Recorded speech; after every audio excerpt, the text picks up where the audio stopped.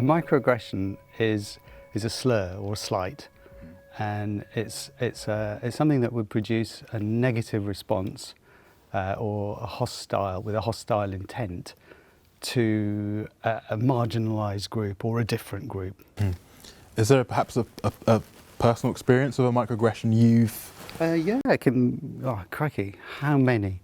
I went to a meal recently with a number of colleagues, and one of my colleagues said, "What are you doing here?" And I went, "Well, I'm here for the meal." He said, "Shouldn't you be in the kitchen?" And I said, "Doing what?" He said, "Well, at least you can wash up." And I went, "Ha, ha, ha. How funny is that?" But of course, that's not what my speech bubble is thinking. Now, do I call it out in front of everybody else who are all consultant colleagues from the hospital and we're there for a social occasion and make him feel really small and belittled? Or should I just let it ride and then deal with it later, or park it and think you're a complete, utter wally? Go to somebody's house one evening and it's a very posh dinner. I opened the door about 11:30. This chap who's standing at the door with his wife is a banker, I didn't know who he was, and he had a big, lovely ermine coat and just it looked a bit like Dracula, but it was huge, and he just saw me at the door. He obviously thought I was a help, and he took his coat off, and his wife took his coat off, and they just gave it to me and walked in. And I thought, oh, okay, this is quite nice. This is quite nice. What do I do with it? And I just took it in and looked around, and I put it in the toilet, just by the pedestal. And later on, when he was talking and waffling away, somebody introduced me and said, "This is Professor Deverage." And he went, "Hey, I thought he was taking my coat." And I said, "Yeah, I've taken your coat. I've just put him in the toilet." And I carried on. I was being aggressive, but at the same time, there was an assumption who I was. But you don't have to deal with it in an aggressive way. So my son, he had a big bushy beard, and he shaved his head and everything, and he was coming up from Exeter to home on the bus. And the boys had been out, they'd been drinking, and there were some men, probably in their 30s, 40s, 50s, and one of them turned to him, my son, and he said, "Is you with ISIS?" And Alex looked at them and he went, "No," he said, "I'm with the NatWest." And they started laughing, and that diffused the situation. Especially in the area that we live, the demographic is elderly and it's predominantly white. So I certainly get a lot of patients coming in who will say to me, or people that will come in to me and say, "Professor Deverage, you speak very, very good English. You know, have you been here long?" And my standard response is, "Yes, since 8:10, sit down."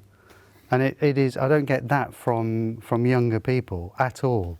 Remember, I grew up here, I'm 62 now, and I've come here since I was 5, so I've lived here 6 decades. It's interesting you kind of mentioned, I guess, the Southwest and Devon being a predominantly white demographic. I grew up in Dorset for most of my childhood, so I've only kind of been used to being one of, if not the only person of colour in my, school classes, in my community, sports teams. So, negative comments or kind of jokes about your race or your facial features, like my nose, my big lips or whatever, I'm used to it. But how does it make you feel when you hear it? I've had to adapt to kind of fit in. That's probably my kind of first defence mechanism is to kind of live up to that stereotype and exaggerate it even further, which I don't know if that does myself or any favours. Where what I probably should be doing is openly challenging it, but it's difficult. What's your age? 25. Okay, so I'm 62 and I would have adopted 40 years ago exactly the same strategies you're adopting now. So I think it's sad that 40 years on that you felt the same. It's kind of those indirect comments, where are you from? If I'm out with my mum who's white, I've been stopped at the police and they thought I was my mum's boyfriend. It's those kind of, it's those indirect things you can't, they're not overt, but they're difficult to challenge. There's things, part of me, which the food I eat, the music I listen to, things which I would kind of, the kind of black side of myself. Do you not get stereotyped on what you must like and what you must eat and whether you like? Yeah, that I like KFC, that's a typical stereotype. And my identity has always been assumed that I must like cricket, I must like hockey, I must like hot curries. I mean, I do, but that's just one of those things. Exactly, no, not at all. People don't really associate my voice as my appearance doesn't match my voice, some may say, or they think I might speak posh, or for my appearance. And I think that's the other difficulty, or the other thing I think I've experienced is if there has been kind of an indirect comment made or something you feel uncomfortable with, it's very difficult to kind of open up and challenge that if everyone is white. The people who are in positions of power, who could do something about it, are white.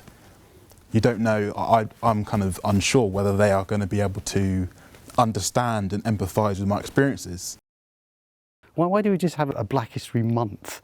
Why is it just 1 month? The whole point about all these things, whether you talk about colonialism or white supremacy, any of the things that you want, they're there all the time. So just talk about it, share it. I'm not one for pulling statues down. My view is much more is to say, well, what was the point of this statue? What's the history behind it? How did it get there? We've got buildings here in this university, the Northcott, the Roll Building. All these have been based on sugar plantations in Jamaica and income and political connections and slavery. They're here. They're part of the history and fabric about where we are. So for me, going forward, I just want people to be able to be able to start opening, unravelling, looking through doors, peering through it, and bringing out whatever's in the closet, in the back shelves, and saying, look, this is how we got here. Where are we going to go?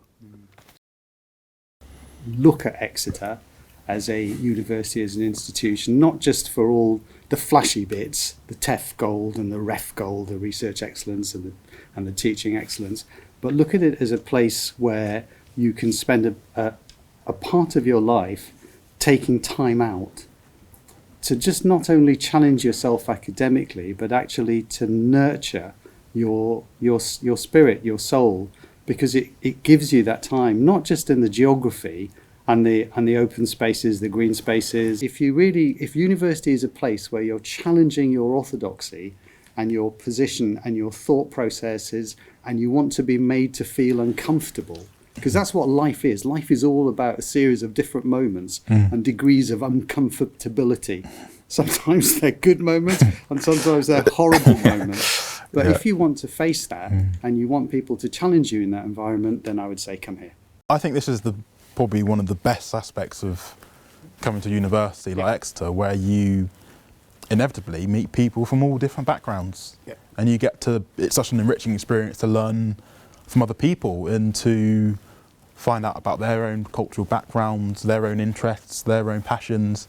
Because you probably won't really experience anything quite like this, kind of like a microcosm of different people from different backgrounds. No, I would agree, and I think that's one of the strengths of Exeter. This is not a PR film about the University of Exeter, but one of the things that I think is true to say is that there is a lot of passion invested here, and the fact that we actually have a diverse population of teachers too, and engagement with so much international collaboration, I think it's really positive, but we need to do more.